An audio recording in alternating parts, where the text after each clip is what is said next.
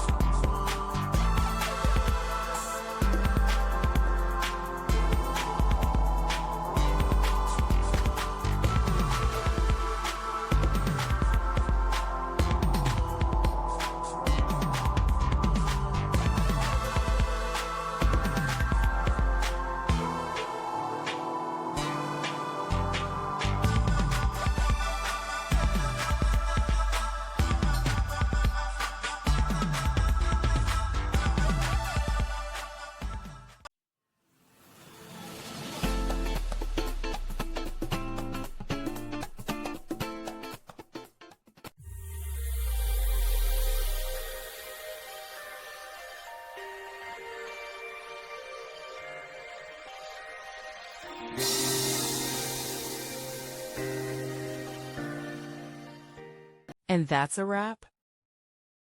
I hope you found the answer you were looking for. If you did, take a second to hit that subscribe button. It really helps out. And let me know in the comments which solution worked best for you. See you next time in the debug zone.